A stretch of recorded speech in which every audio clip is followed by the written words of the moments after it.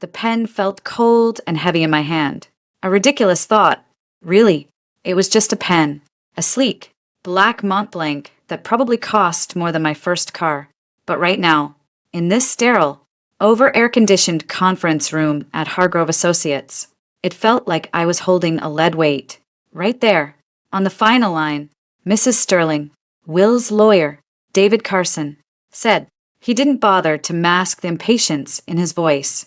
He'd been billing by the hour for this 15-minute spectacle. It was Rachel Bennett now, or it would be, the moment this was done. But I didn't correct him. Let him have his little power play. I let my hand tremble, slightly as I brought the pen down. The signature came out wobbly, weak, perfect. And we are concluded, Carson announced, gathering the thick stack of papers with a satisfied rustle. He slid a copy across the polished mahogany table toward me. As negotiated and agreed upon, the apartment on Mercer Island, the 2022 Porsche Cayenne, and the sum of $250,000, constituting a final settlement in lieu of any further claims against the Sterling marital estate or future earnings of Mr. Sterling. He made it sound like a fortune. It was pocket-lint to a man like William Sterling III. The apartment was in my name already. A wedding gift from his parents he'd never liked. The car was leased. The money wouldn't cover 2 years of my mother's care at the old rate. Will was keeping the house in Medina, the yacht, the portfolio, his controlling interest in Sterling Medical Group, and, most importantly, his pristine reputation. Will, seated across from me, finally spoke. He'd been silent, watching me with the detached interest of a scientist observing a lab specimen. You look tired, Rachel. His voice was smooth, concern expertly painted over the granite beneath. The same voice that had once whispered promises in the dark, that had sold me a fairy tale built on a foundation of lies. It's been a long 3 years. Will, I said, keeping my eyes downcast, tracing the embossed letterhead on the divorce decree. My voice was a soft thread, barely there. Well, he sighed, a performance of weary magnanimity. It's over now. You can move on. Find some simpler life. It's what you always claimed you wanted, wasn't it? Before you got used to the nicer things. Carson chuckled, a dry, papery sound. I said nothing. The silence stretched, uncomfortable for them, nourishing for me. Will stood, adjusting the cuff of his custom Tom Ford suit. The afternoon light from the 40th floor window glinted off his platinum Rolex, a trophy from his father for his first big merger. The merger that had used my father's patented valve design as its cornerstone. I do hope Eleanor is comfortable, Will said casually, as if mentioning the weather. My mother's name in his mouth was a violation. The palliative care wing at UW-Med is top-notch, for as long as the funding lasts. Of course. I looked up then, meeting his ice-blue eyes. I let the fear I didn't feel show in mine. The funding, it's part of the agreement. You promised. For her lifetime. He smiled. It was a cold, thin curve of the lips that never reached his eyes. Promises made in the context of a marriage.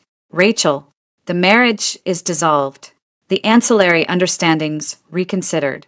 Carson was packing his briefcase, deliberately not looking at us. He knew what was coming. He'd probably helped draft the move. What are you saying? I whispered, pushing back from the table, the chair screeching softly. Will pulled his phone from his pocket. He didn't dial. He'd had the number ready. He tapped the screen and put it on speakerphone. The ringtone echoed in the quiet room. A brisk female voice answered. Mr. Sterling's office. Amanda, it's Will. Connect me to the administrator for the Sterling Family Charitable Fund at UW Medical Center. Immediately. Right away. Sir. More ringing. My heart was pounding. A frantic drumbeat against my ribs. Real fear. Now, not for my mother. Marcus had assured me she was already secure, but that he wouldn't take the bait, that he'd show a shred of decency at the last second and ruin 3 years of meticulous planning. A man's voice came on the line. Peter Jansen speaking. Mr. Sterling. A pleasure. Peter. Listen carefully. Effective immediately.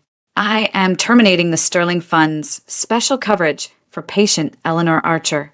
Room 714. In the Advanced Neurocare Unit. All payments cease as of noon today. You are to inform the attending physicians that the experimental protocol L7 is no longer funded. Any outstanding balances are to be invoiced to Ms. Rachel Bennett at her address of record. If payment is not arranged well, you have your standard protocols for non-paying patients. Do you not? The man on the phone hesitated. Sir, Protocol L7 it's stabilizing her condition. An abrupt cessation could lead to a rapid. That is not my concern. Peter, we'll cut him off. His voice hardening. The decision is made. Execute it. Today. His eyes were locked on mine, drinking in every flinch, every ragged breath I forced myself to take. Yes, sir. Understood. Will ended the call. The silence that followed was absolute, swollen with his triumph and my feigned devastation. You see, Rachel, he said softly, placing the phone on the table. This is the real world. The world without my protection. That protocol costs $40,000 a month. The apartment is worth maybe $2 million. After taxes and your modest earning potential. How long do you think you can keep mommy alive? I stared at him, my mouth slightly agape. I felt the blood drain from my face, a genuine physiological reaction to the sheer, unveiled cruelty of the act. I wrapped my arms around myself, shrinking into the chair. Why? The word was a broken thing. Because I can, he said, simple and brutal. Because after everything you've cost me, the embarrassment, the constant neediness, this feels appropriate. A final settlement, if you will. He took a step closer, leaning on the table, his face inches from mine. I could smell his Creed cologne. You'll come crawling back. In a week, maybe 2, when the money runs out and the hospital starts talking about discharge to some county hospice. You'll beg, and you know what? I might reconsider. If you beg convincingly enough. Carson cleared his throat. William, we really should be. In a minute, David, Will said, not breaking eye contact with me. I want to remember this. The moment Rachel Archer finally understood her place in the world. The old name. The name I was born with. The name he'd convinced me to trade for his. A transaction disguised as love. I let a single, hot tear track down my cheek. It was the finishing touch. I saw the flare of satisfaction in his eyes. He'd won. He'd broken me. He straightened up, brushing a non-existent speck of dust from his sleeve. Goodbye, Rachel. It's been educational. He turned and walked out of the conference room, Carson scrambling after him with the precious signed documents. The door clicked shut behind them, leaving me in the silent, expensive tomb. I didn't move for a full minute. The tremor in my hands, which had been partly real, partly staged, stilled completely. I wiped the tear from my cheek with the back of my hand. The gesture slow, deliberate. The performance was over. I stood up, my movements now smooth and assured. I walked to the window, looking down at the dizzying view of downtown Seattle. The city looked small, a model laid out beneath me. 3 years. 3 years of smiling at his friends, of playing the dutiful wife at interminable charity galas, of nodding while he explained my own father's work to investors as if I were a child. 3 years of quietly accessing files, of wearing a bug in my necklace to board meetings, of memorizing passwords whispered in post-argument exhaustion, of pretending his casual cruelties chipped away at my spirit instead of forging my resolve into something harder than steel. He thought he'd just won. He thought he'd delivered the final, crushing blow that would send me spiraling into helpless dependence.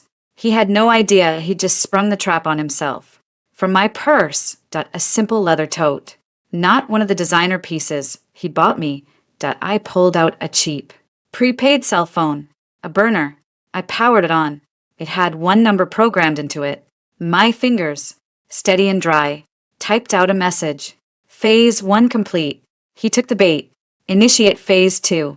I hit send, then removed the SIM card. I walked to the sleek, modern bathroom attached to the conference room, ran the water, and bent the tiny chip until it snapped. I flushed the pieces down the toilet. I splashed cold water on my face, looking at my reflection in the mirror. The woman, staring back, had hollows under her eyes, lines of stress that hadn't been there 3 years ago. But her gaze was clear, sharper than it had ever been. The ghost of Rachel Archer, the idealistic, trusting woman Will had married, was gone. What remained was something else. Someone who had seen the abyss and decided to build a bridge across it, using the stones her enemy had thrown at her. I walked back into the empty conference room, picked up my copy of the divorce decree, and slid it into my tote. My hand brushed against the other phone inside that MY real phone. I ignored it for now. My mind drifted back, not to the good times, because there had been so few, but to the moment the scales had fallen from my eyes. It was about 8 months into the marriage. The shine had worn off. Will was working later, his trips to conferences more frequent. I was lonely in the cavernous Medina house, worried sick about my mother, who had just been diagnosed with a rare degenerative neurological condition that had no cure, only a staggeringly expensive experimental protocol to slow its progression. Will had swooped in, a knight in shining armor. Don't worry about a thing. Darling, we're family now. Sterling Medical will cover everything. The best care for the best woman in my life. I believed him. I was drowning, and he was offering a lifeline. My father was gone. My sister Chloe was a struggling actress in New York, and I was a junior graphic designer making 55 grand a year. I had no way to help Mom, so I took his hand. I married him in a spectacular society wedding that felt more like a corporate merger. That night, I couldn't sleep. Will was in D.C., supposedly. I went downstairs to get water. His study door was ajar, a sliver of light cutting across the dark hall. I heard his voice. He was on a late call, his tone sharp, commanding, utterly unlike the charming persona he showed the world. The Archer valve is the key. The clinical trial data is problematic, but the FDA doesn't need to see the full picture from the Munich cohort. Bury it. Our submissions will highlight the Boston results only. A pause. He was listening. I don't care about the attrition rate. Paul, if the device fails in 5% of patients after 18 months, that's a cost of doing business. A profitable one. The patent is airtight, thanks to my late father-in-law. God rest his soul. And my wife is blessedly unaware of its technical nuances. Another pause. A low laugh. Sentiment. Don't be ridiculous. The old man was a brilliant engineer, but a terrible businessman. He left his family exposed. I'm just consolidating assets. And ensuring Eleanor Archer's continued comfort is a small price to pay for Rachel's ongoing compliance. Just keep the Munich files encrypted and off the main server. I stood frozen in the shadowed hallway, the cold from the marble floor seeping through my socks and into my bones. The words swirled around me. Problematic data. Bury it. Attrition rate. Cost of doing business. My father's life's work. His name. Reduced to a problematic asset. My mother's care. A small price for my compliance. The man I'd married was a stranger, a predator, and I was the prize he'd begged, along with my father's intellectual property. I backed away silently, returned to our massive, cold bedroom, and sat on the edge of the bed until sunrise. That was the night Rachel Sterling died, and the woman who would destroy William Sterling was born. The memory faded, leaving me back in the present, in the quiet lawyer's office. I took a deep, cleansing breath. The air still felt tainted with his presence, with Carson's smug superiority. It was time to go. I left the conference room, nodded politely to the receptionist who gave me a look of pity she couldn't quite conceal, and stepped into the elevator. As it descended, the weight of the performance finally lifted from my shoulders. The helpless ex-wife was a costume I could now hang up, for a little while, at least. The elevator doors opened into the sleek lobby. I walked out into the gray Seattle afternoon. A light drizzle was falling, misting the air. I didn't mind the rain. It felt clean. Instead of heading for the parking garage where my now former Porsche sat, I turned and walked down the street. I walked 2 blocks, then 3, the drizzle matting my hair to my forehead. At a bus stop, I stopped. I pulled out my real phone and dialed a number from memory. It was answered on the first ring. Status? The voice on the other end was deep, calm, grounding. Marcus Thorne. It's done, I said, my voice low. He did exactly what we predicted. Made the call. In front of me, on speaker, a soft hum on the line. I could picture Marcus in his book-lined study in San Francisco. A slight nod of satisfaction. The recording from your bag. The one we planted for just this charming gesture? Active and clear. I confirmed. Got every word. Execute it. Today. I mimicked Will's cold tone. Good. A nice, clean piece of evidence demonstrating intent and immediate threat. It will pair beautifully with the financial coercion argument. Adds a visceral layer to the dry fraud charges. He paused. How are you? Rachel? I'm fine. Marcus. And for the first time in a very long time. It wasn't a lie. Relieved. The first mask is off. The hardest part is over. The play is now in motion. He believes you're cornered, desperate, and alone. That's when arrogant men make their worst mistakes. I heard the rustle of papers. Jenna confirms the bait files are already being accessed. His team took the hook the moment you left the building. They're scrambling. A grim smile touched my lips. Jenna, our tech savant. She'd set up a digital honeypot, a fake, encrypted drive that appeared to contain damning financial records. It was designed to be found, to be hacked into, and every attempt to access it would lead Will's people down a rabbit hole of our design, while giving us a map of their capabilities and contacts. Phase 2 is live, I said. Indeed. Come home. Rachel, your mother is asking for you. She's comfortable, and she's very proud of her daughter. The word home struck me. For 3 years, home had been a gilded cage.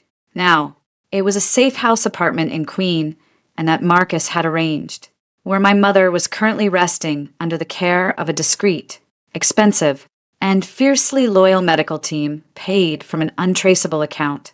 I'm on my way, I said. I ended the call and hailed a taxi as the car pulled away from the curb. I looked back at the soaring glass tower that housed Hargrove Associates. Somewhere in its upper floors, Will was probably celebrating with Carson, a glass of 25-year-old Macallan in hand, believing he had finally put me in my place. Enjoy the taste of that scotch. Well, I thought, watching the building shrink in the rain-streaked window. It's going to be the last good thing you have for a very, very long time. The taxi merged into the downtown traffic, carrying me away from the past and into the carefully constructed battle of my future. The game was on, and for the first time, he wasn't the only one making the rules. 3 years earlier, the rain in Seattle felt different.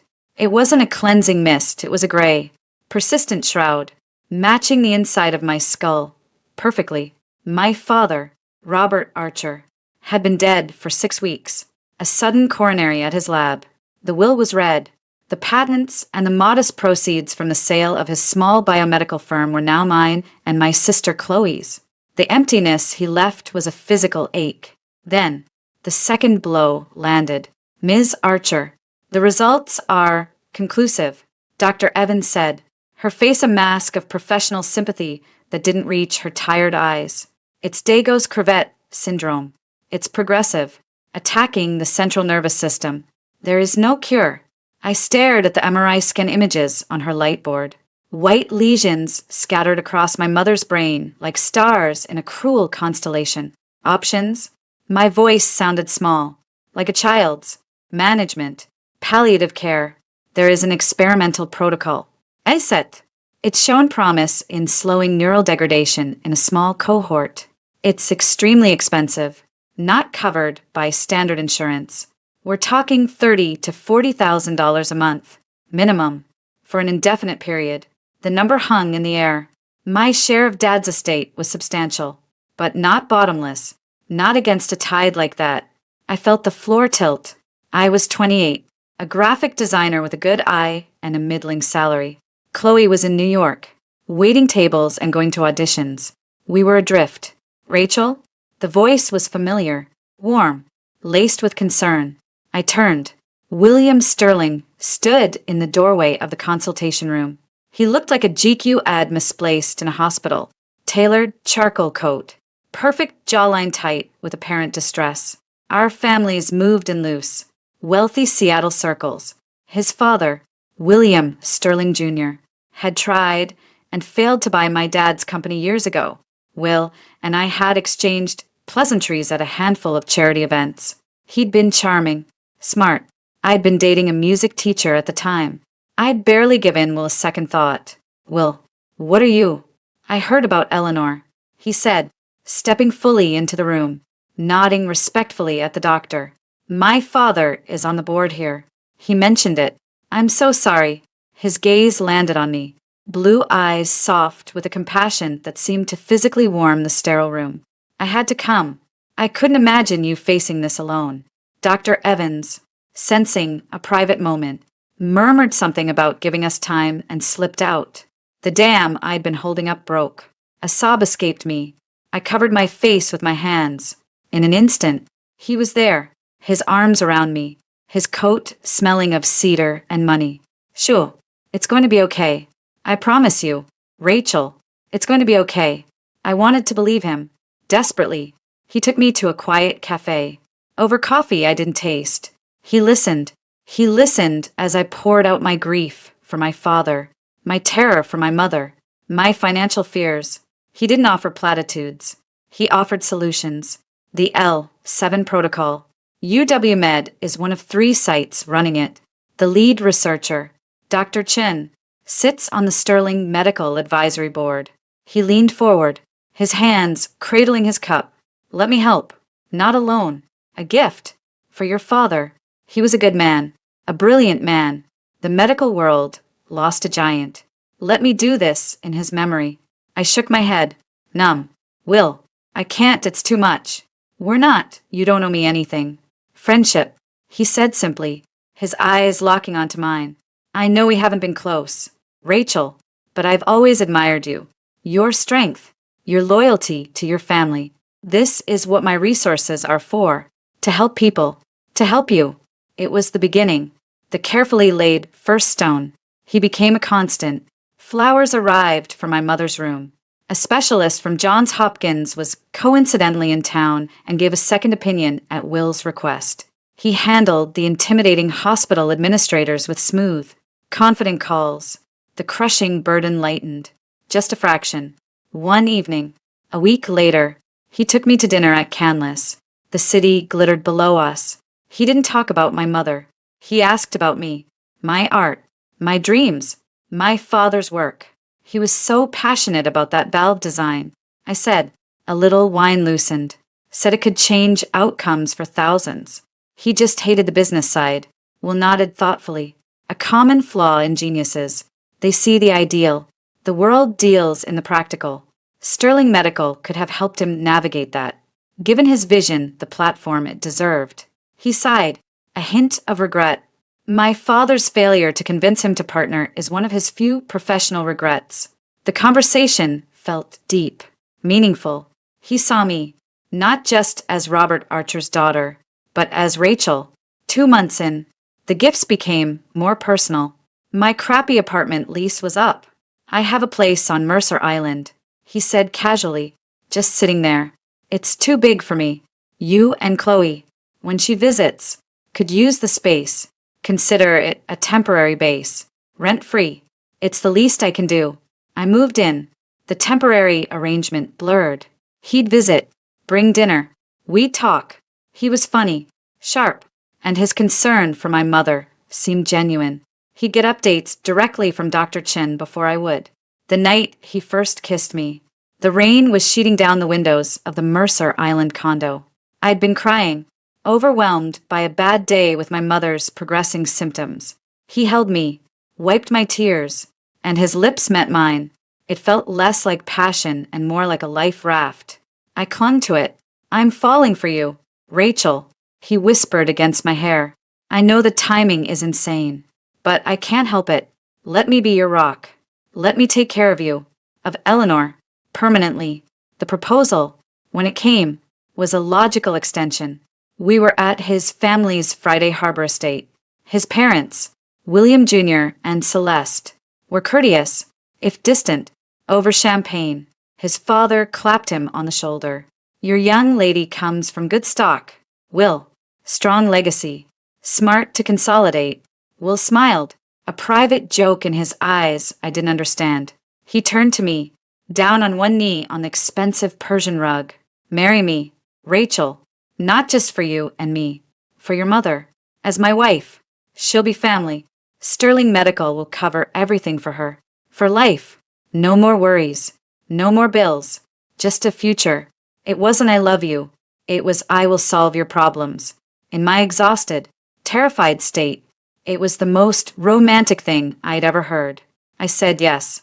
The wedding was a society page fairy tale. Chloe was my maid of honor, radiant but with a watchful, uncertain look in her eyes she couldn't quite hide. You sure, Ratch? She'd whispered as we got ready.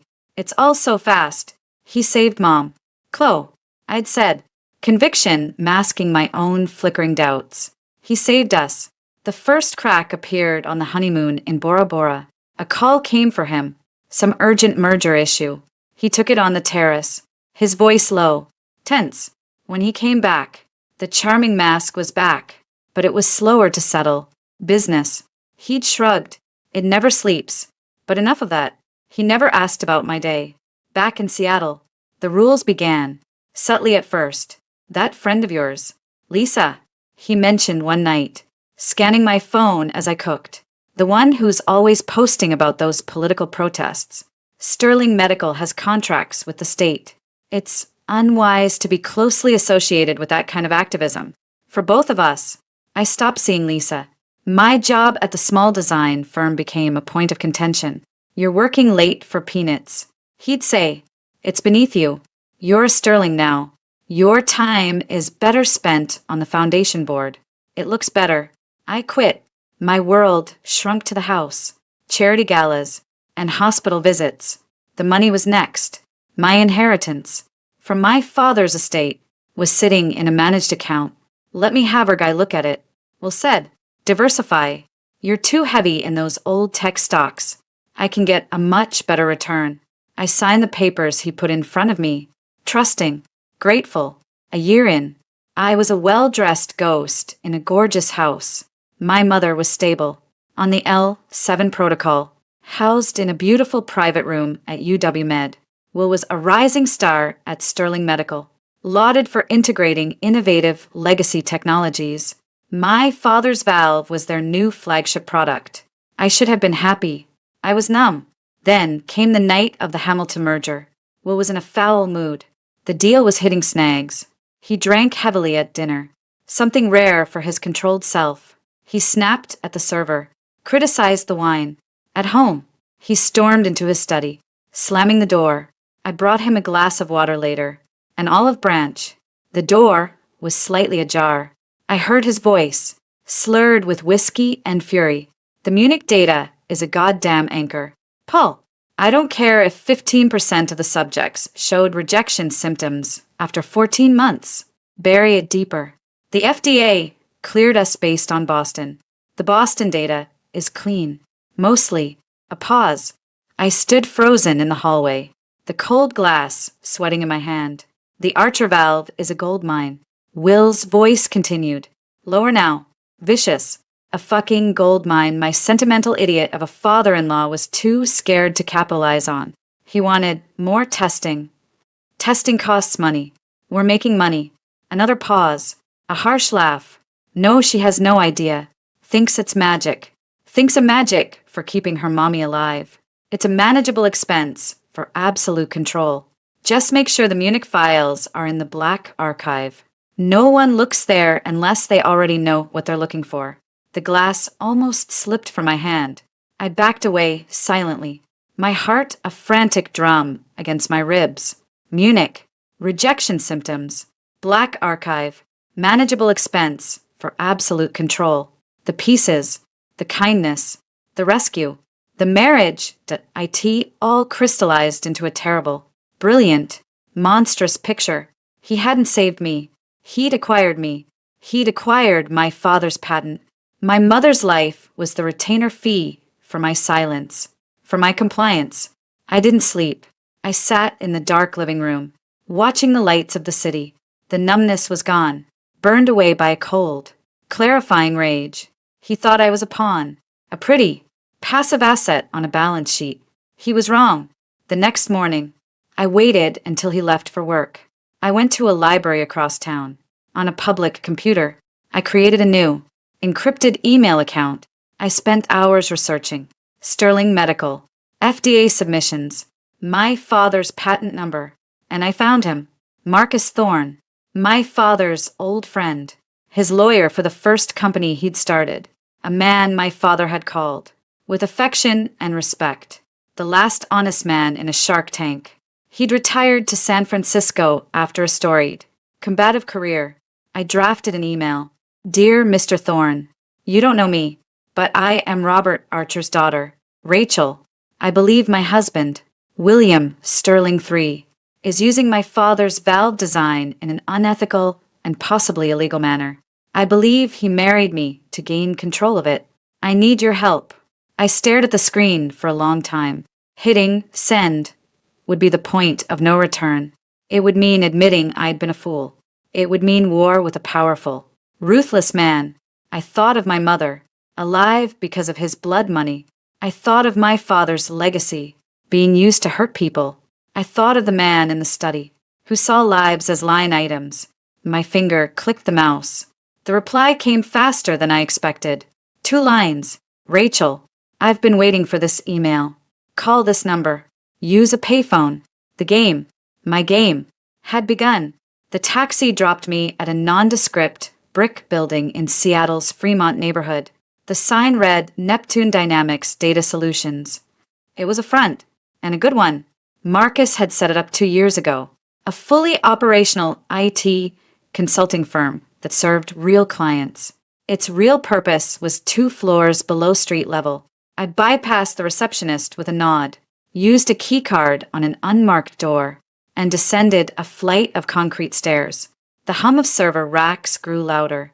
The space below was cool, dimly lit, and looked like something from a movie. Multiple large screens, workstations, a wall covered in notes, photos, and timelines. Welcome back from the front lines, a voice said. Jenna Chin didn't look up from her bank of monitors, her fingers flying across 3 different keyboards. She was in her late 20s, hair in a messy bun, wearing a hoodie from a defunct cyberpunk video game. Status? I asked, shedding the last vestiges of the broken woman from the lawyer's office. My shoulders straightened. He's panicking, elegantly, but it's panic. This came from Leo Walsh, the former FBI forensic analyst. He was in his 50s, with a close-cropped beard and the calm, assessing eyes of someone who'd seen every kind of crime. He stood at a physical evidence board, a red string connecting a photo of Will to a document labeled Project Ether. I walked to the central table. He made the call. On speaker. Marcus has the audio. Perfect. Leo said, direct coercion. Establishes motive for the financial pressure we're about to apply. He tapped the board. We've been busy while you were playing damsel in distress. Sterling Medical's offshore billing shell game is fully mapped. We have the pipeline from the Caymans to the Zurich account. Show me the patient. I said. My voice was flat. Jenna swiveled in her chair. With a few clicks, she brought up a file on the main screen. It was a medical record. Name redacted. Subject from the Munich trial cohort. Implanted with the Archer generation, 1 valve. Presented with severe inflammatory rejection 18 months post-op. Record shows unrelated infection as cause. Internal memo from Sterling Medical's risk assessment team. Obtained via a not-so-secure server in their Hamburg office. Says otherwise. She pulled up the memo. The word probable device failure was highlighted in the risk matrix. The recommendation. Settle quietly. NDAs. Purge primary records. A cold knot tightened in my stomach. This was no longer about me, or my mother, or a stolen patent. This was about people who trusted a device with my father's name on it. How many? I asked. From the Munich data we've reconstructed, at least 17 documented adverse events. 5 deaths coded as underlying condition progression. Leo said quietly, the Boston trial data they submitted to the FDA, clean as a whistle. It was a different patient demographic. Shorter follow-up. They cherry-picked. I absorbed this. The rage was there, but it was a cold. Focused fuel now. Evidence chain. Forensic. Leo said, we have the original, unaltered trial databases from the Munich server before they were archived. Timestamped, with digital signatures. We have the FDA submission packets, side by side with the source data, showing deliberate omissions. We have the financials showing payments to the principal Boston investigator that far exceed standard consulting fees. And Will's direct involvement. This was the linchpin. His lawyers would try to pin it on underlings. Jenna grinned, a flash of white in the dim light. Oh, he's elbow deep. She pulled up an email chain. The sender was Westerling at sterling.com. The recipient was Paul Ryerson, head of regulatory compliance. The subject, Archer Valve EU data. The text was succinct. Paul, Munich results are a liability. The Boston data is our path to market. Ensure the submission reflects only the positive narrative. The board expects seamless approval. Handle the discrepancies. Vous. He never says destroy or falsify. Leo noted, legally, he's insulated, but in context, with the financial trail and the outcome, a jury will see it, especially, he added, when paired with his little performance today, shows a pattern of ruthless cost-benefit analysis.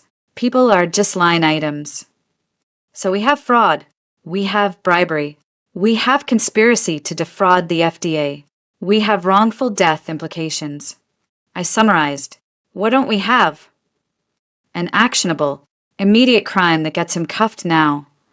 Jenna said, the white-collar stuff takes years. He'd be out on bail, with an army of lawyers. The whole time, he'd come after you. Your mom, Chloe. That's where phase 2 comes in. Marcus's voice came from the staircase. He descended, looking like a professor in his tweed jacket, but his eyes were the sharpest in the room. We have the gun, Rachel. Now we need him to pull the trigger in a way that leaves his fingerprints all over it. I turned to him. The bait is set. Thanks to Jenna's artistry. Marcus nodded.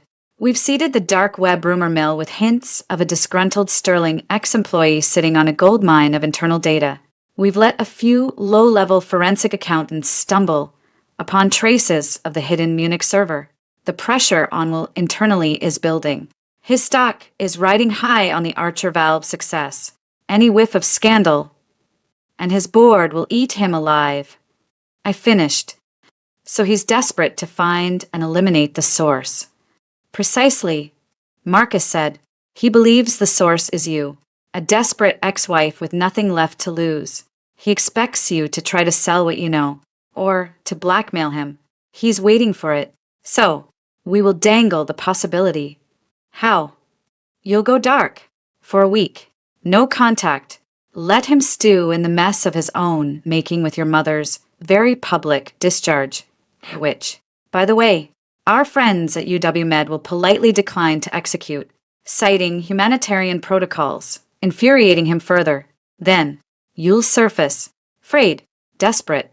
You'll reach out to an intermediary he trusts, or more accurately, one he controls, with an offer. You have files. You need money. For your mother's new, even more expensive treatment. And he'll see it as a trap. I said, but his arrogance will tell him it's his trap to spring. He'll think he can corner me, get the files, and then have me arrested for extortion. Or something worse. Leo said quietly, desperate men don't always think about the law. They think about permanent solutions. A silence fell over the room. That was the risk. We were poking a predator. He won't get physical. I said, more to convince myself. He's too careful, too image-conscious. He'll try to outsmart me legally. He'll bring in his lawyers, record the meet, try to get me to name a price. And we will be recording everything from your end. Jenna said, tapping a tiny, almost invisible device on the table. Newest gen audio and video. Picks up through fabric. Battery lasts 48 hours. We'll have a full tactical team on standby, courtesy of some private security friends of Marcus's who don't like guys who mess with medical data. Marcus placed a hand on my shoulder. This is the pivot. Rachel, we move from gathering evidence to provoking the confrontation that makes the evidence undeniable. Are you ready? I looked at the screens, at my father's name next to red failure warnings, at Will's damning email. I thought of my mother, safe in a clinic he didn't know about. I thought of the call he'd made that morning, so casually cruel. He told me I'd come crawling back. I said, my voice steady, let's make sure he's right, just not in the way he expects. I picked up the tiny recorder from the table. It was lighter than the pen I'd used to sign my divorce, and infinitely more powerful. Hargrove's bar was all dark wood and subdued lighting, a place for discreet conversations. I sat in a corner booth, fingers tracing the condensation on my glass of sparkling water. I looked the part, slightly frayed blazer, minimal makeup, eyes that kept darting to the entrance. A woman on the edge, right on time. A man in a perfectly cut suit slid into the booth opposite me. Lawrence Hargrove, not Will's divorce lawyer, but his other lawyer, the one who handled special projects. He had the calm, unreadable face of a man who'd seen every kind of sin and billed for it. Ms. Bennett, a pleasure. Under the circumstances, his voice was a low murmur. Mr. Hargrove, did he send you, or did you volunteer? I asked, letting a tremor enter my voice. A faint smile. My client is a concerned party. The events of the last week, the unfortunate media speculation, it's created turbulence. He'd like to see it settled. Settled, I repeated, letting the word hang. I took a shaky sip of water. My mother was almost put on the street.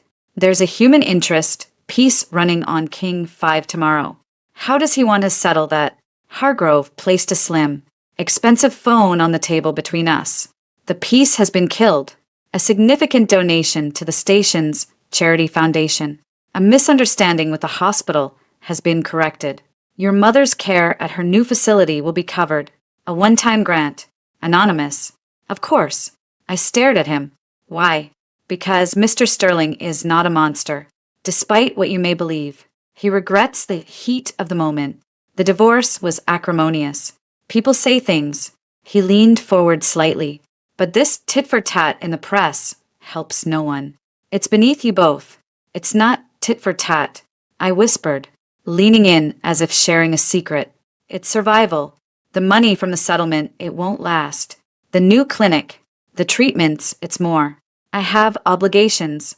Hargrove's eyes sharpened. A predator catching a scent. Obligations can be renegotiated. My client is a reasonable man. If there are other pressures, perhaps he can assist. I let a flash of panic cross my face, then looked down, fidgeting with my napkin. It's not that simple. Make it simple. Rachel. May I call you Rachel? He said, his tone shifting to one of faux concern. What is it you really need? A lump sum to secure Eleanor's future? To ensure your own comfort? Name it. Let's end this cycle of unpleasantness. This was the moment. The hook. I looked around nervously, then back at him, my voice dropping to a near whisper. I have things. From the house. From his study. Files. Digital files. Things people would pay a lot for. Things that could cause a lot of that turbulence you mentioned. Hargrove didn't move a muscle, but the air in the booth changed. The pretense of conciliation evaporated, replaced by a cold, calculating focus. What kind of files? I shook my head violently. No, I'm not stupid. I say what's in them, and they're worthless. I just know. I know they're valuable. To the right buyer, a competitor, the press, maybe.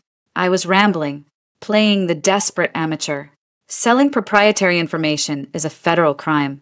Rachel, espionage. You could go to prison for a very, very long time.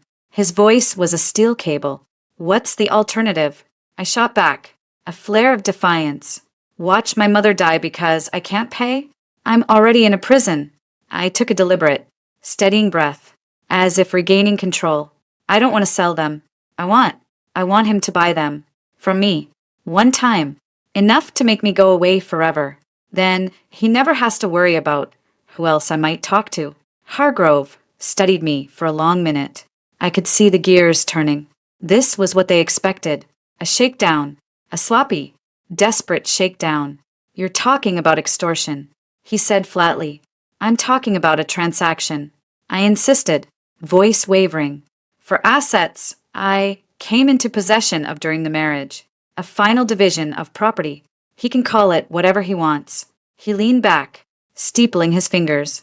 I will need to discuss this with my client. He will, of course, require proof of these assets. A sample, to verify their value. I nodded jerkily. I can do that. A small sample, nothing identifying, just enough to show I'm not bluffing. How do we proceed?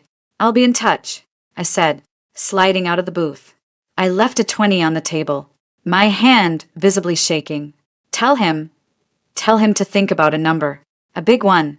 I hurried out, feeling his eyes on my back all the way to the door. He bought it, I said, slumping into a chair in the Neptune Dynamics war room. The adrenaline was draining, leaving me hollow, or he's pretending to. He bought it, Jenna said from her console. She spun her monitor around. It showed a complex network map. A pulsing red line was active. The sample I prepped for you? The encrypted file with the doctored Munich trial headers? The second Hargrove's phone touched their secure server to download it. I was in. They're scrambling. Their entire digital security team is on it, trying to trace the origin of the file, trying to crack the encryption. They're pulling in outside contractors. Nasty ones. Leo nodded, studying another screen. And they're digging into your life. Deep. Your old apartment records. Your mother's medical history, pre-will. Your sister Chloe's everything. They're looking for leverage, for where you might have hidden the files. They've also put a physical tail on you. 2 guys, in a gray Ford Explorer. Amateurs. Good, I said, the word tasting bitter. This was the plan. Make them move. Make them show their hand. The more they invade, the more we see, the more they try to trap me, the more rope they give us to hang them with. Marcus, who had been listening quietly, spoke. The sample was perfect. Jenna, just enough tantalizing data to be credible, but with the critical patient IDs and locations scrambled. It will drive Will mad. He'll know it's real, but he won't know how much you have. What's the play with Hargrove? I asked. He'll contact you in 48 hours. Marcus predicted. He'll propose a meet, a safe place. He'll have a number, a lowball offer. He'll also have the place wired, have cops on standby, ready to arrest you the moment you name a price. Classic entrapment, and we'll have our own recording, I said, touching the small pendant around my neck at the new camera, showing I never ask for money, showing I'm there under duress, discussing the return of marital assets, while being threatened. Exactly, Leo said. We turn their trap inside out. The illegal surveillance. The coercion.it becomes our evidence of his malicious intent and his fear of exposure. My own phone buzzed. A number I didn't recognize. A text. Rachel. It's Chloe. We need to talk. Call me. It's important. A chill that had nothing to do with the air conditioning ran through me. They'd found my sister. Phase 2 had just gotten personal. The text from Chloe was a cold knife in my ribs. We need to talk, not her usual style. No emojis. No, hey sis. Just that stark, demanding line. Will's move. It had to be. He'd found my pressure point, and he was leaning on it with everything he had. My first instinct was pure, white-hot panic. I wanted to call her right then, to scream down the phone that whatever she'd heard was a lie, to tell her to get on a plane and come home now. The maternal, protective part of me that had spent a lifetime looking out for my little sister surged forward, obliterating the cold strategist I'd become. For 3 years, I'd shielded her from the worst of my marriage, giving her vague, reassuring answers. Will's busy. Things are fine. Mom's stable. I'd wanted her to have her dream in New York, untainted by my gilded misery. Now, that protection had failed. They've contacted Chloe, I said, my voice tight. I held up my phone so the team could see the text. Marcus's face went grim. Leo cursed under his breath. Jenna's fingers paused over her keyboard for a fraction of a second before resuming their rapid-fire clicking, her expression hardening. We knew this was a possibility, Marcus said, his voice a low, steady anchor. He's escalating. He can't find the files digitally, and your mother is out of his reach. Chloe is the logical next target. Logical target? I snapped, the fear twisting into anger. She's my sister. She's 24 and trying to make it as a waitress in Hell's Kitchen. She doesn't know anything. She shouldn't be part of this. I was pacing the short length of the war room, my hand gripping my phone like it was a lifeline. The controlled facade I'd maintained for Hargrove, for the world, was cracking. This was the vulnerability I'd tried to bury, the one Will had just found. Rachel, Marcus said, his tone leaving no room for argument. Sit down. Think. What is his goal? To hurt me? To make me stop? No. Leo interjected, his analyst's mind cutting through the emotion. His goal is the same, to locate and neutralize the threat. He's applying pressure to a weak point to see what breaks, what information leaks. He'll feed her lies, try to turn her against you, or use her to get to you. Standard divide and conquer. Jenna swiveled. I'm already tracking her digital footprint. Phone records, emails, social. If they've made contact, it's been careful. No obvious traces from Sterling associated numbers or accounts. Probably a cutout. She glanced at me, her usually impassive eyes showing a flicker of sympathy. You need to call her, but you can't tell her everything. Not yet. She thinks I'm a mess who married a rich jerk and then got dumped. I said, the truth bitter on my tongue. If he's telling her I'm broke, desperate, maybe selling company secrets, she'll believe him. She'll think I've lost it. She'll try to fix it, and she'll walk right into his trap. Then you have to give her enough of the truth to make her stop and listen. Marcus said, but not so much that she becomes a liability or a target of opportunity. It's a delicate balance. The weight of it crushed me. For 3 years, the lies had been a shield. Now, telling a partial truth felt like another kind of betrayal. I looked at Marcus, at the team I'd built in the shadows. They were waiting for my decision. The leader couldn't afford to fall apart.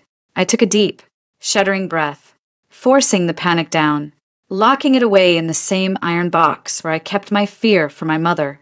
The Rachel who crumbled was a luxury I couldn't afford. Not now. Okay, I said, my voice regaining a semblance of calm. I'll call her. From a secure line. Jenna, you patch in. Record everything. Leo, be ready to run any names or details she gives me. I went to the sound-dampened booth at the back of the room. My hands were steady as I dialed Chloe's number via the encrypted relay. She picked up on the second ring. Rachel? Her voice was tense, edged with a concern that immediately morphed into accusation. What the hell is going on? I've had people calling me, asking questions. What people? Chloe. What did they say? I kept my voice low, measured. A guy from some family resources firm said he was doing a wellness check because you were involved in a difficult divorce and might be unstable, that you were making wild accusations about Will, maybe trying to steal from his company to pay for Mom. Her words tumbled out, faster and higher pitched. Then I get this email from an account I thought was yours, but it wasn't. It was all messed up, saying you were in trouble and needed money and not to trust the lawyers. Rachel, what did you do? Did you really try to blackmail him? I closed my eyes. Will's playbook was textbook. Isolate, confuse, discredit, make me look like the crazy, vengeful ex-Chloe. Listen to me. The email wasn't from me. The wellness check was a lie. Will Sterling is not the man we thought he was. Oh, so now he's the villain? She shot back, her New York toughness coming through, masking her fear. After he paid for everything for Mom for 3 years? After he gave you that life? You told me it was amicable. Now I'm getting these creepy calls because you're trying to screw him over in the divorce? Her words were arrows, each one tipped with the poison of the narrative Will had crafted. The big sister who had always protected her felt a surge of defensive anger. But I choked it down. She was scared, and she was reacting to the only story she'd been told. It was never amicable. Chloe, I said, my voice cracking with a real emotion I didn't have to fake. It was a transaction. He married me to get control of Dad's valve patent. Mom's care was the price of my silence. Now that he has what he wants, he's cutting her off. He tried to have her kicked out of the hospital the day we signed the papers. Silence on the other end. Then, a skeptical, that's insane. Ratch, why would he do that? It makes him look like a monster. Because he is, I said, the flat certainty in my voice giving her pause. And because he thinks he can get away with it. He thinks I have nothing. He's wrong. I found things. Chloe, things he did with Dad's design. Bad things. People got hurt. He's not just a jerk. He's a criminal. And you're, what, playing vigilante? The skepticism was still there, but it was wavering, edged with a dawning horror. This isn't one of your graphic novels. Rachel, this is real life. He's powerful. He'll destroy you. He's trying. I said softly. That's why he's calling you. To get to me. To scare me into backing down. You can't talk to these people. Chloe, you can't engage. You have to trust me. Trust you? She cried, her voice breaking. You've been lying to me for years. You let me think you were happy. You let me thank him for saving Mom. Now you're telling me it was all some evil plot. And you're in a secret war with him? How am I supposed to process that? Her pain was a physical ache in my chest. She was right. I had lied. To protect her. Yes. But the result was the same. She felt betrayed. I'm sorry, I said. And it was the most honest thing I'd said in weeks. I am so sorry I didn't tell you. I thought I was keeping you safe. I was wrong. But I'm telling you now. Please, you have to be careful. Don't answer unknown numbers. Don't reply to strange emails. If anyone approaches you, call Marcus Thorne. Do you remember him? Dad's lawyer. Marcus, yeah. I think so, she said, her voice quieter now. Drained. Rachel, are you in danger? I thought of the gray Ford Explorer, of Hargrove's cold eyes, of Will's voice on the speakerphone. We all are, as long as he's free. But I'm not alone. And I'm not helpless. I need you to be smart. And I need you to do something for me. What? Play along. If they contact you again, be confused. Be worried about me. Say I've been sounding paranoid, erratic. Say I mentioned having papers that could ruin Will. But you didn't believe me. Can you do that? Can you feed his arrogance? She was silent for a long time.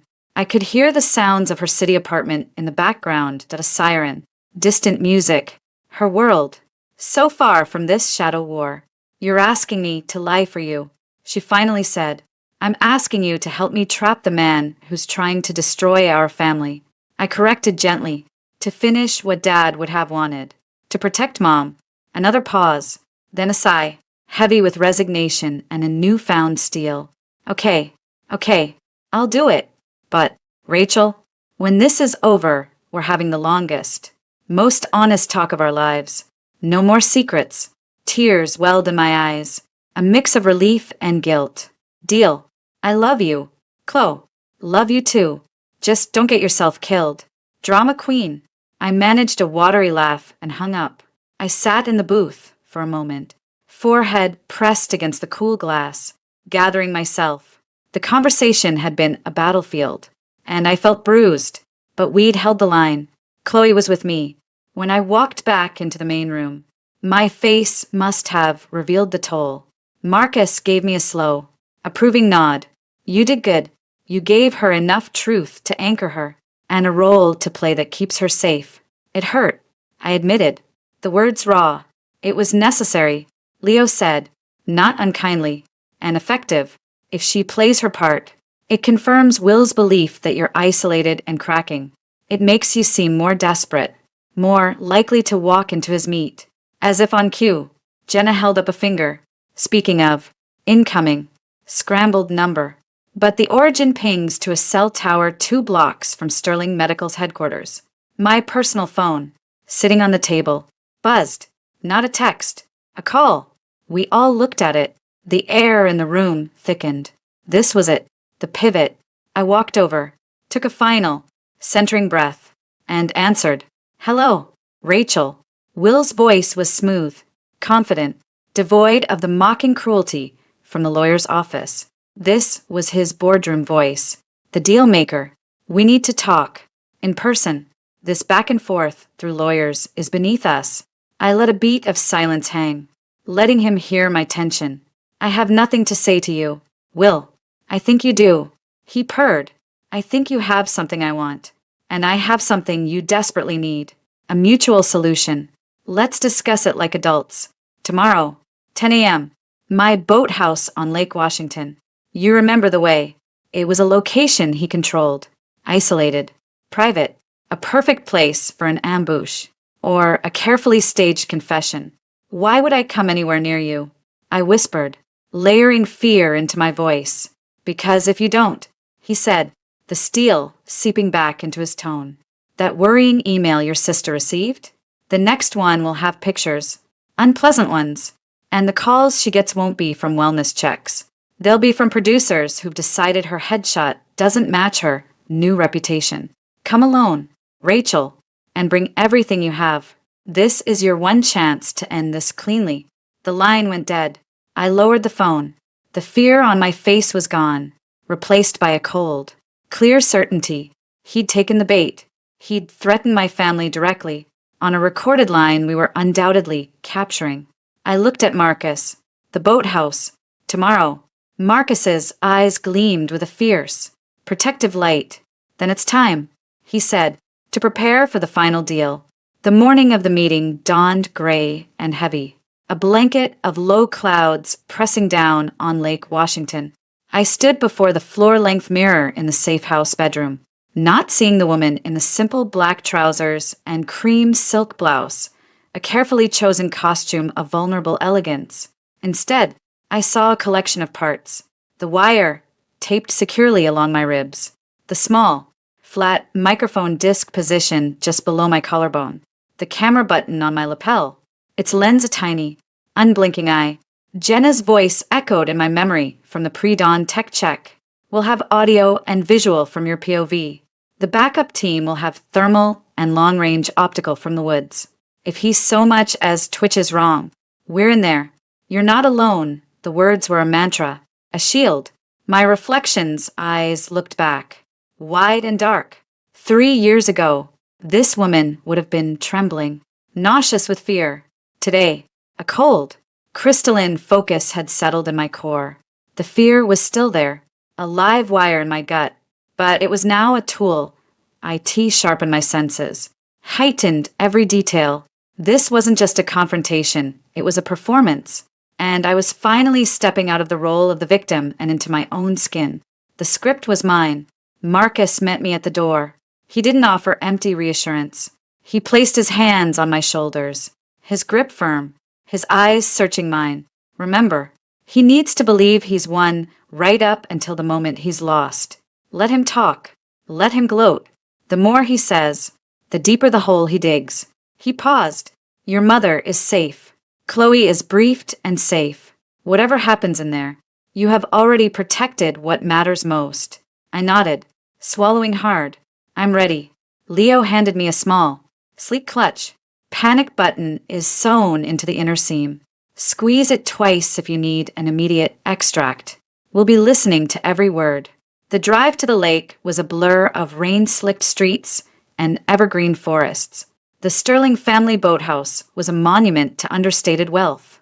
Aged cedar and glass, jetting out over the dark water, isolated at the end of a long, private drive. Will's silver Aston Martin was already there, parked carelessly, as if claiming the space. My heart hammered against my ribs, a frantic counter-rhythm to the calm I projected. This is it, the final move. I parked my modest rental car next to his behemoth, took a deep breath that did nothing to calm me, and walked to the heavy oak door. It was unlocked. The interior was one vast room, smelling of old wood, boat oil, and money. Expensive kayaks hung from the ceiling beams. A sitting area with leather couches faced a wall of windows overlooking the choppy, gray lake. Will stood there, his back to me, hands in the pockets of his tailored trousers. The picture of a man surveying his domain. Right on time, he said without turning. I appreciate punctuality. He turned slowly. He looked relaxed, in control. He wore a cashmere sweater over an open-collared shirt, the image of casual, confident power. His eyes swept over me, taking in my outfit, my posture, my face. He was looking for signs of strain, of desperation. I let him see a little.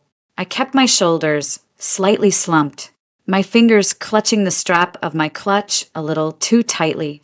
You threaten my sister, I said, my voice barely above a whisper, letting it shake. A small, dismissive smile touched his lips, a nudge, to ensure we had this chat. Sit. It wasn't an invitation, it was an order. He gestured to the couch. I remained standing, near the door. I'm not staying long. You said you had an offer. His smile widened. It didn't reach his cold eyes. Always so transactional. Fine. Let's transact. You have something I want. Files. Data. Whatever scraps you managed to copy before you left. He began to pace slowly, a predator circling. I have something you need. Money. A significant amount. Enough to make your mother's new arrangements permanent, and enough left over for you to disappear. Start fresh somewhere. Portland, maybe, or Austin, somewhere less expensive. How much? I asked, injecting greedy, hopeful note into my voice. He named a figure. It was substantial. It was also an insult. It was about what a mid-level executive might get as a severance, not the price of silencing a decade of fraud. I let out a short, bitter laugh. It wasn't entirely feigned. That's it. For what I have. You think this is about a buyout. Will, this is about what you did, what you're still doing. He stopped pacing, his head tilting. What I did. I saved your mother. I gave you a life you could only dream of. I took your father's crude little valve and turned it into a medical breakthrough. His tone hardened. You were a good investment for a while. Rachel, a charming accessory. But you became problematic, entitled, and now you're stealing from me. The sheer, staggering arrogance of it stole my breath for a second. He was stealing from him. The psychological pivot was masterful. He was rewriting history right in front of me. I'm not stealing, I said, my voice gaining a sliver of steel. I'm exposing. I know about Munich. A flicker in his eyes. Surprise, quickly masked by irritation. Munich? What about it? A standard clinical trial. The data was incorporated. The data was buried. I shot back, taking a step forward. The adverse events, the rejections, the deaths you called underlying conditions. You cherry-picked the Boston results and shoved the rest into a black archive. You lied to the FDA. You're selling a defective product. He stared at me, and for the first time, I saw not anger, but a genuine, chilling recalculations. He was seeing me anew. The timid, grateful wife was gone. In her place was someone who knew his secrets. His expression shifted from annoyance to a kind of cold fascination. You've been busy, he murmured, snooping through my study. Hacking servers. My IT people said there were attempts. I assumed it was a competitor, not my discarded wife playing spy. He chuckled, a dry, humorless sound. Tell me, Rachel, did it make you feel powerful, knowing things you didn't understand? I understood enough, I said, holding his gaze. I understood that my father's name is on a device that's hurting people. I understood that you used me to get it. I understood that my mother's life was just a line item in your cost-benefit analysis. He shrugged, a casual, infuriating gesture. Business isn't charity. Your father was a brilliant engineer, but a naive idealist. He wanted to save the world. I wanted to build an empire. His design was the cornerstone. The Munich cohort was statistically acceptable risk. The greater good, Rachel. Thousands have been helped by the valve. And the dozens who were harmed? The families of the 5 who died? My voice was rising now, the controlled veneer cracking to reveal the raw fury beneath. They're just acceptable risk. They're the cost of progress. He snapped, his composure finally slipping. He took a step toward me. You think medical innovation is clean? It's messy. It's brutal. You think the guys at the top of Pfizer or J&J lose sleep over every outlier in a phase 3 trial. Grow up. Your father's valve is extending lives. So what if a few are collateral damage? I was recording every vile word. I could almost feel the satisfaction emanating from the surveillance, van miles away. He was confessing, not to a jury, but to me, his supposed inferior. It was perfect. And marrying me? I asked, my voice dropping back to a deadly calm. Was that just collateral damage too? A necessary step to secure the patent? He looked at me, and for a fleeting second, I saw not the charming manipulator or the ruthless CEO, but something uglier, more contemptuous. You were convenient, he said flatly. Pretty, presentable, broken by your father's death and your mother's illness. Grateful. I needed seamless, uncontested access to the Archer IP. A marriage was the simplest solution. It made you compliant, and it kept the fortune hunters and the press from asking why Sterling Medical was suddenly so interested in a dead man's notebook. He smiled again, a cruel twist of his lips. And you were so very grateful, weren't you? So eager to please. It was almost pathetic. The words were meant to eviscerate. 3 years ago, they would have. Now, they were just data points, confirming what I already knew. The last shred of anything I might have felt for this man. Pity, regret, even hatred. Dissolved into nothing. He was just a problem to be solved. So it was all a lie. I stated, needing him to say it for the record. Was the apartment a lie? The cars? The clothes? The funding for your mother's $1 million treatment? He countered, spreading his hands. You got exactly what you bargained for. Stability, security, a name. You just wanted more. You wanted love. He spat the word like it was a joke. That was your mistake. This was never about love. It was a merger. And you, my dear, have been a hostile takeover target for some time now. He thought he'd laid me bare. He saw my stillness as defeat. He walked to a sideboard and poured 2 glasses of whiskey from a crystal decanter. He held one out to me. I didn't take it. Here's the new deal, he said, sipping his drink, his confidence fully restored. You give me every copy of every file you have. You sign a new, comprehensive NDA, and in return, I won't have you prosecuted for industrial espionage, theft, and attempted extortion. You walk away with nothing, but you walk away. Your sister's career remains intact. Your mother, well, I can't promise her continued comfort, but I won't actively make it worse. He leaned closer, his voice a silken threat. That's more than you deserve. It's the only offer on the table. I looked at the glass in his hand, at the amber liquid catching the dull light from the window.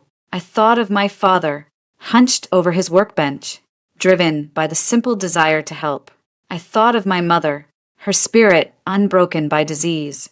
I thought of the names on the Munich trial roster that Jenna and Leo had shown me. Then I looked back at Will. The transformation in my posture was subtle but total. The slouch straightened. The nervous grip on my clutch relaxed. The fear drained from my eyes, replaced by a glacial calm. I saw the exact moment he noticed. His smug expression faltered. Just for a second. You're right, Will, I said, my voice clear and steady, echoing slightly in the boathouse. This was a transaction, a merger. I slowly, deliberately, unbuttoned the top button of my blouse and reached inside. His eyes followed the movement. A flicker of confusion and then dawning alarm as I didn't produce a hidden drive or a stack of papers, but instead touched the small, flesh-colored disc on my chest. My asset was access. I continued, my fingers moving to the camera button on my lapel, giving it a gentle tap. Your asset was information, and you just delivered a controlling share. His face went pale. What is that? What are you doing? You were so focused on whether I had files. You never stopped to consider how I got them. I said, taking a step toward him. He took an involuntary step back. The power dynamic in the room had irrevocably shifted. You talked about my father's naivete. Your mistake was your own arrogance. You thought I was too broken, too stupid, too grateful to see you for what you are. You thought your secrets were safe because you were the smartest man in the room. I let a small, cold smile touch my lips.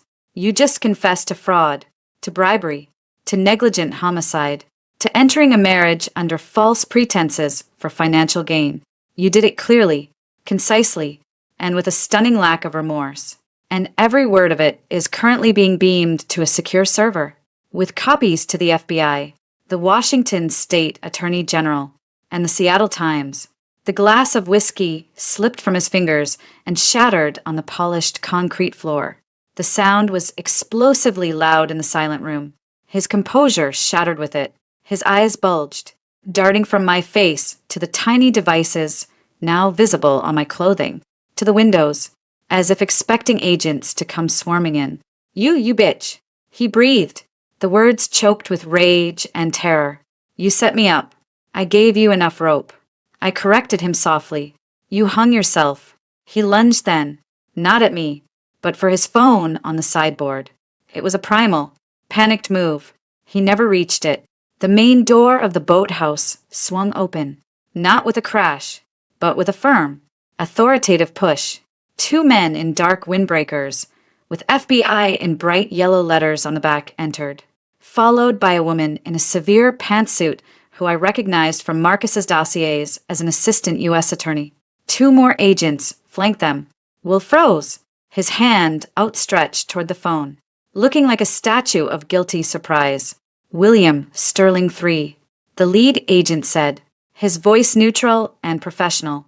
You are under arrest for conspiracy to commit wire fraud, securities fraud, making false statements to the Food and Drug Administration, and related charges. You have the right to remain silent. The Miranda rights became a dull buzz in the background. I didn't hear them. My eyes were locked with Will's. In his, I saw the total, cataclysmic collapse of his world. The disbelief, the fury, the raw, animal fear. The empire he'd built on my father's work and my compliance was crumbling around him, and he was powerless to stop it. The agents moved in, securing his hands behind his back with plastic cuffs. As they led him past me, he strained against their grip, his face contorted. This isn't over, he snarled, spittle flying from his lips. I have lawyers. You have nothing. It's my word against yours. You lying. It's your words against you. Will. I interrupted, my voice calm amidst his storm. All of them. On tape. Have a nice day. He was hauled out, his shouts fading into the sound of the wind off the lake. The attorney stayed behind for a moment, giving me a brief, respectful nod. Ms. Bennett, we'll be in touch. Your cooperation has been invaluable. Then she followed the agents out. The sudden silence in the boathouse was deafening. The adrenaline that had sustained me began to ebb, leaving a profound, trembling exhaustion in its wake. I walked to the wall of windows, watching as Will was put into the back of an unmarked sedan. The car drove away, disappearing up the wooded drive. It was over. The 3-year charade, the constant fear, the performance. I reached up and carefully peeled the microphone from my skin, unclipped the camera button. I held them in my palm. These tiny pieces of technology that had just toppled a giant. A strange, hollow feeling spread through my chest. Not joy, not triumph, just a vast, empty quiet. My phone buzzed in my clutch. It was Marcus. I answered, bringing it to my ear. I didn't speak. Rachel? His voice was tight with concern. It's done, I whispered, the words feeling foreign. He said everything, more than we needed. A long exhale on the other end. We heard. We have it all. Clean. Unambiguous. He's finished. A pause. Are you all right? I looked at my reflection in the rain-streaked glass. The woman looking back was pale, her eyes haunted but clear. The weight was still there, but it was different now. It was no longer the crushing weight of his lies, but the heavy, sobering weight of what came next. I will be, I said, and for the first time, I believed it. I'm coming home. I ended the call. I didn't look back at the boathouse, at the shattered glass on the floor, the empty whiskey glass. I walked out into the cool, Damp air. Towards my rental car. The rain had started again. A fine, misting drizzle. It felt like a baptism. Silence was a luxury I hadn't known in 3 years. Now, in the week after Will's arrest, it pressed in on me, thick and disorienting. The safe house felt like a decompression chamber. I had spent so long living at a high pitch of hidden purpose that its sudden absence left me untethered. I'd wake in the night, heart racing, ready for a fight that was already over. The calm was its own kind of trauma. The world outside, however, was a roaring typhoon. Will's perp walk did a grainy. Glorious cell phone video of him in cuffs. His Tom Ford sweater rumpled. His face a mask of stunned fury that had gone viral. The Seattle Times broke the story under the headline Sterling's Fall. Fraud, deceit, and a wife's wire. My name was everywhere, but the narrative had flipped completely. I was no longer the gold-digging ex, but the whistleblower wife. The brave daughter who took down a medical tycoon. It was surreal, and it made my skin crawl. Marcus handled the initial media deluge, issuing a single, brief statement through a reputable PR firm he'd engaged. Ms. Bennett is focused on her mother's health and cooperating fully with authorities. She asks for privacy during this difficult time and will have no further comment on the ongoing legal proceedings. It was an elegant dam, holding back a flood of interview requests from every major network and glossy magazine. The first real test came in the form of a phone call from the U.S. Attorney's Office. It wasn't the AUSA from the boathouse, but her boss, a woman named Elizabeth Vance with a voice like ground glass and a reputation for winning.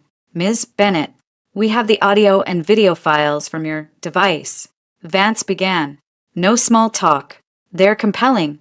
Sterling's lawyers are already screaming about entrapment, but the context is clear. He initiated the meet. He made the threats. Your evidence provides the why behind the dry financial data. It makes the case human. And juries hate arrogant pricks who think they're above the law. I was on speakerphone in Marcus's temporary downtown office. He gave me a slight nod. I'm glad it's useful. I said, my voice steady. Useful is an understatement. It's the cornerstone. We're moving fast. A federal grand jury has been convened. We expect indictments on a dozen counts by the end of the week. Sterling Medical stock is in free fall. The board is in full panic, trying to distance themselves, offering up mid-level managers as sacrifices. She paused, which brings me to my next point. William Sterling's new legal team, Carson, is out. They've brought in the big guns from D.C., has approached us about a plea. My fingers tightened around the phone. A plea. They want a deal. He pleads guilty to 2 counts of wire fraud, pays a massive fine, serves maybe 18 months in a minimum security club fed. The more serious charges, the ones related to the FDA submissions and the Munich incidents that would be dropped. In return, he cooperates, provides evidence against the board members who approved the cover-up, and she let the word hang. He is prepared to offer you a substantial, separate financial settlement, a true settlement, 8 figures, tax-free, in exchange for your testimony being limited and a full civil release. 8 figures. For a moment, the number hung in the air, shimmering with possibility. It was more money than I could comprehend. It would guarantee my mother a lifetime of not just care, but luxury. It would set Chloe up for life. It would buy me absolute freedom. Marcus was watching me closely, his expression unreadable. What do you want me to do? I asked Vance. Buying time. That's not my call to make, she said, though her tone implied she had a preference. My job is to put dangerous people away and secure justice for victims. A trial is a risk. Juries are unpredictable. A guilty plea is a sure thing, but the sentence would be light, very light, considering the scope. The financial offer to you is, frankly, a bribe, a very elegant one. It's meant to make you go away and let the public story become about complex corporate fraud, not about the man who married for a patent and left people to die. Left people to die. The words cut through the fog of the number. I saw the redacted names on Jenna's screen. The families in Munich who'd been told their loved ones died of an infection, not a device failure. And if I say no, I asked, my voice quiet. Then we go to trial. We use every piece of evidence. We put you on the stand. We put his victims' families on the stand. It will be brutal. For everyone. The media circus will be endless. Your life and your family's lives will be dissected in public for months. And there is a chance, however small, that his billion-dollar legal team could find a crack, could confuse a jury, could get him off on the most serious charges. The risk is yours. I looked at Marcus. His gaze was steady. He wouldn't tell me what to do. This was my choice, my line in the sand. Ms. Vance, I said, the words forming with a certainty that surprised me. Thank you for the information. Please convey this response to Mr. Sterling's attorneys. Through official channels, I took a deep breath. We are not interested in a plea deal that minimizes his responsibility for the harm caused. We are not interested in his money. Our position is, and will remain, full cooperation with your office for a prosecution on all available charges. We want a trial. We want the truth, all of it, to come out in open court. There was a long silence on the other end. Then, a faint, almost imperceptible sound that might have been a sigh of respect. I'll relay the message. Counsel will be in touch about your grand jury appearance. Good day, Ms. Bennett. I hung up. My hands were trembling. I had just turned down a fortune and opted for a war. Marcus finally smiled. A real, deep smile that reached his eyes. He offered you the one thing he thought you wanted. The one thing he values above all else. Money. And you handed it back to him. It was never about the money. I said, the truth of it settling into my bones. It was about making it stop. Making him stop. Now, Marcus said, his tone turning practical. We prepare for the spotlight you just invited. The controlled statement won't hold forever. You'll need to make a public appearance. Not an interview. A statement. On your terms. He was right. The narrative was mine to shape now. But it was a fragile thing. I needed to own it. Or someone else would. That weekend, Chloe flew in. She came through the safe house door, dropped her bag, and just stared at me. The New York bravado was gone.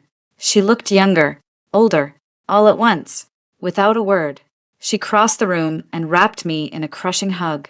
I held her tight, breathing in the familiar scent of her shampoo mixed with airplane air. You idiot, she mumbled into my shoulder, her voice thick. You glorious, terrifying idiot. I saw the news. I heard the clips. He really said all that? All of it. I whispered. She pulled back, her hands on my shoulders, her eyes searching my face. You could have taken the money. After everything he did, no one would have blamed you. I would have blamed me. I said simply. Dad would have blamed me.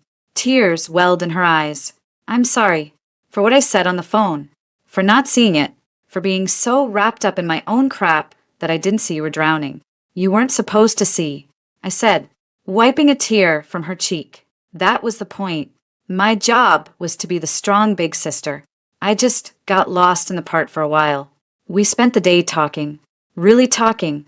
I told her more about the 3 years of quiet terror, about the shadow team, about the patients in Munich. She listened, her horror giving way to a fierce, protective pride. The rift between us, built on my lies of omission, began to mend, not with a dramatic snap, but with the steady, patient work of shared truth. The following Tuesday, I stood in a small, neutral conference room in Marcus's building, a single podium, no fanfare. Marcus had allowed a pool of 3 reporters, point one from the Times, 1 from the AP, 1 from a local TV station. No questions, just a statement. I approached the podium, my notes in hand. I didn't need them. The words were etched into me. The cameras clicked. I felt a wave of nausea, the ghost of the woman who'd trembled in Hargrove's bar. But beneath it was the new bedrock. I was not a victim giving a statement. I was a witness giving testimony. Thank you for coming. I began, my voice clear in the quiet room. For the last 3 years, my life was not my own. It was a performance orchestrated by William Sterling, a man who saw my family's tragedy as a business opportunity and my father's life-saving work as a commodity to be exploited, regardless of the human cost. I spoke for 5 minutes. I talked about my father's ideals. I talked about my mother's illness being used as a leash. I did not divulge evidence, but I named the sin, the deliberate concealment of the truth about the Archer valve. I looked directly into the camera lens. This is not a story of revenge. It is a story of accountability. My cooperation with the Department of Justice will continue. There will be no private settlements, no silenced victims in exchange for comfort. The people who were harmed by Sterling Medical's actions deserve their day in court. The public deserves to know how a system meant to protect patients was manipulated for profit. I will have no further comment. Thank you. I stepped away from the podium. There was a moment of silence, then a flurry of shouted questions I ignored as Marcus guided me out. The performance was over. The real work did the legal marathon. The painful process of testifying. The life after that was just beginning. But for the first time, I was walking toward it as myself, Rachel Bennett, not a Sterling, not a victim, a woman who had looked into the abyss, and instead of falling in, had learned to build a bridge. It was a shaky bridge, over a chasm that still terrified me, but it was mine, and I was finally on the other side. The federal courthouse in downtown Seattle felt like a temple of polished stone and hushed. Anxious energy. For 6 weeks, it had been my second home. The air inside was a sterile mix of old paper, floor wax, and simmering tension. I sat at the prosecution table, back straight, hands folded in my lap. The cream-colored suit I wore was armor, chosen by Marcus and a discreet stylist. You need to look credible, not vengeful. He'd said, the jury needs to see a woman of substance, not a scorned wife. I felt neither. I felt like a vessel, emptied of everything but the facts I had to carry. Across the aisle, flanked by a phalanx of 3 dark-suited attorneys who cost more per hour than most people made in a month, sat Will. He looked diminished in his expensive but somber suit. The arrogant glow was gone, replaced by a taut, watchful stillness. He spent most of his time writing on a legal pad, occasionally leaning to whisper to his lead counsel, a famously ruthless litigator named Alan Crutchfield, who had a smile like a shark and a voice like gravel. The trial was a brutal, methodical dismantling. The prosecution, led by Elizabeth Vance, was relentless. They presented the dry, damning financials, the hidden Cayman accounts, the inflated billing, the payments to the Boston trial investigator that looked suspiciously like bribes. They called expert witnesses who dissected the manipulated FDA submissions. It was complex, dry stuff, and I could see the jury's eyes glaze over at times. Then, they called me.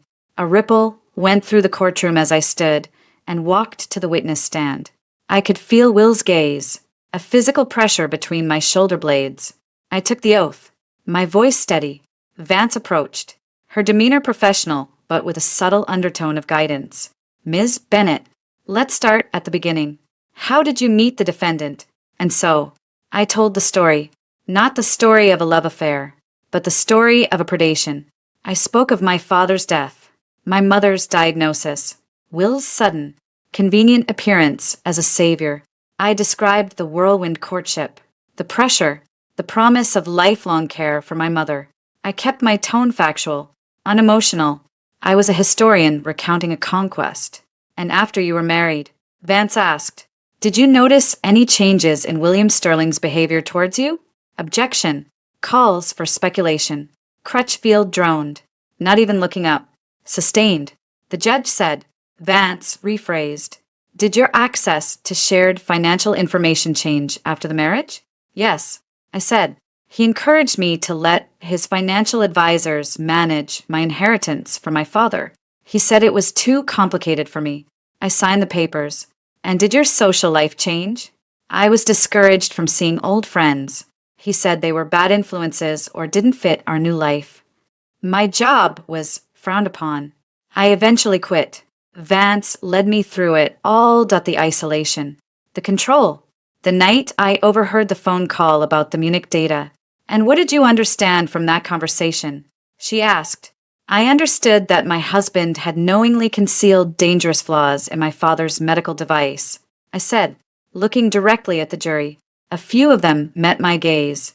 I understood that my mother's health care was a tool to ensure my compliance.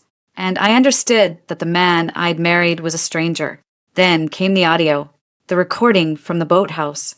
Vance played the key excerpts. Will's voice, cool and contemptuous, filled the silent courtroom. You were a good investment for a while. Rachel, a charming accessory. The Munich cohort was statistically acceptable risk. The greater good, they're the cost of doing business. You were convenient, pretty, presentable, broken. A marriage was the simplest solution. Hearing it here, in this public, solemn space, was even more chilling than hearing it live. The naked calculation, the utter lack of humanity. I didn't look at Will. I watched the jury. I saw the disgust on their faces, the dawning comprehension. The dry financial fraud was one thing. This cold-hearted exploitation of a grieving family, that was something they could feel. Crutchfield's cross-examination was a calculated assault. He tried to paint me as a schemer, a woman scorned who had meticulously crafted a revenge plot. Isn't it true, Ms. Bennett, that you secretly recorded your husband because you were angry about the divorce settlement, that you felt you deserved more? I recorded him, I said calmly, because I had evidence he had committed federal crimes, and I believed he would destroy that evidence if confronted. You believed. So it was a presumption, a guess. It was a conclusion based on 3 years of observing his character. I countered, my voice even. A conclusion he confirmed when he threatened my sister's career to force a meeting. He sneered, this shadow team you assembled, the hackers, the former FBI agent, quite an operation for a simple graphic designer. You expect this jury to believe you orchestrated this entire sting because you suddenly developed a moral conscience? I paused, letting his insinuation hang in the air. I looked at the jury, then back at him. I didn't develop a conscience, Mr. Crutchfield. I finally found my voice, and I used every tool at my disposal to make sure it was heard. He shifted tactics, attacking my credibility, my motives, even hinting at an unstable mental state due to the stress of my mother's illness. I answered every question with a flat, unshakable truth. The fury I'd once felt was gone, burned away in the boathouse. What remained was a granite certainty. By the time I stepped down, my legs were weak, but my resolve was stronger than ever. The defense put on its case. They called character witnesses who spoke of Will's philanthropy. They called a paid expert who tried to muddy the waters on the clinical trial data, talking about statistical anomalies and regulatory gray areas. Crutchfield put Will on the stand, did a risky move. Will was coached to perfection. He was contrite, framing his actions as overzealous pursuit of innovation for patients, a man who deferred too much to subordinates. He looked at the jury with practiced sincerity and expressed deep regret for any pain caused to Rachel and her family. But Vance tore him apart on cross-examination. She walked him, step by step, through emails he'd signed, memos he'd approved. She played more of the boathouse tape, where his regret was notably absent. She forced him to admit he knew about the Munich data discrepancies before the FDA submission, and you chose not to disclose them, correct? I believed the Boston data was representative. That wasn't my question. Mr. Sterling, did you, or did you not, knowingly withhold the adverse event data from the Munich cohort from the Food and Drug Administration? Will hesitated, his eyes darting to his lawyers. The submission followed the legal guidance of the time. Yes or no, Mr. Sterling? A long, damning pause. We presented the data we believed was most relevant. It was as close to an admission as she would get, and the jury didn't miss it. The closing arguments were a study in contrast. Crutchfield spoke of reasonable doubt, of complex business decisions misunderstood, of a marriage breakdown fueling a vindictive campaign. He painted me as the mastermind, Will as the flawed but fundamentally decent man caught in my web. Elizabeth Vance stood before the jury, calm and formidable. She didn't raise her voice. She simply held up the evidence. This case is not complex, she said. It is about a simple choice. William Sterling had a choice: tell the truth and protect patients, or tell a lie and protect his profits. He chose the lie. He built his empire on that lie. He entered a marriage to secure that lie. And when his wife discovered the truth, he threatened her and her family to cover that lie. She pointed at Will. That man believed he was above the law, that he was smarter than everyone else, that people were tools to be used and discarded. You have the power to show him he was wrong. The jury was out for 3 days. They were the longest days of my life. I didn't go to the courthouse. I stayed in the safe house with Chloe, who had moved in temporarily. We didn't talk much. We cooked simple meals, watched bad TV, and waited. Marcus called with updates that were no updates at all. They're deliberating. It's a good sign. It means they're taking it seriously.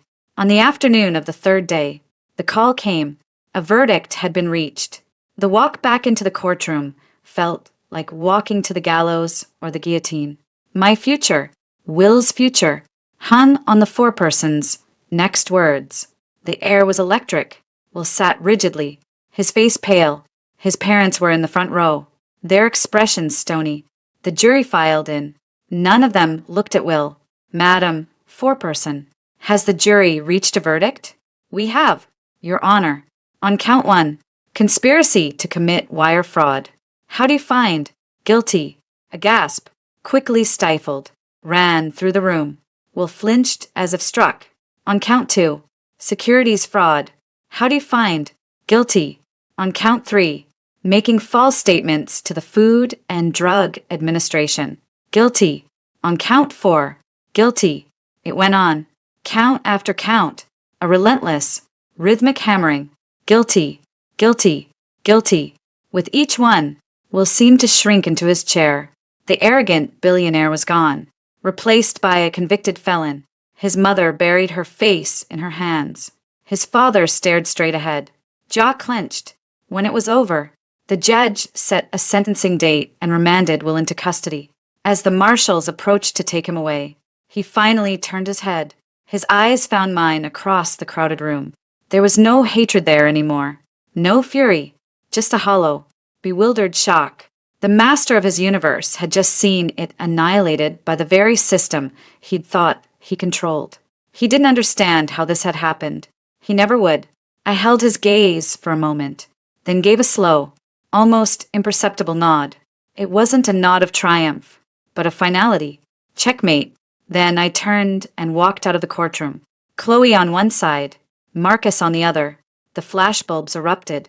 Reporters shouting questions. Marcus held up a hand, shielding me. No comment at this time. We pushed through the scrum into the relative quiet of the hallway. I leaned against the cool marble wall, my knees finally giving way. Chloe put an arm around me.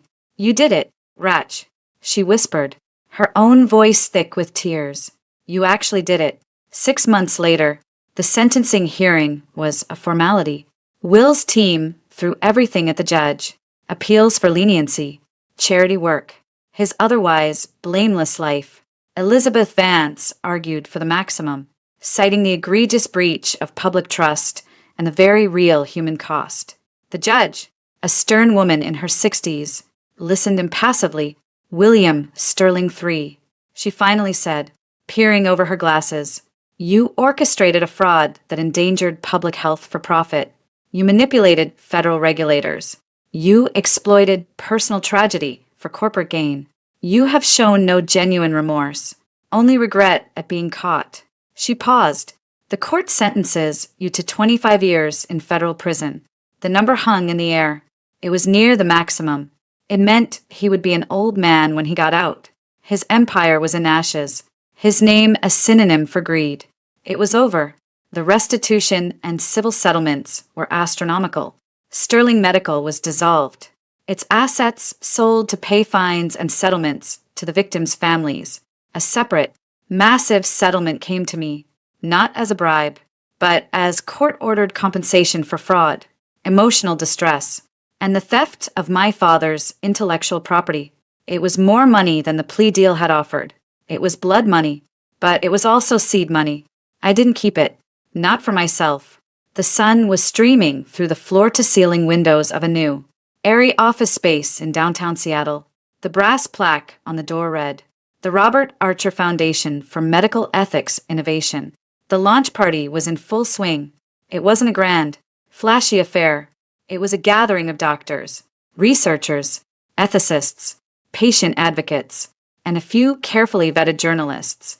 My mother, Eleanor, was there in her wheelchair, beaming, her condition stabilized by a new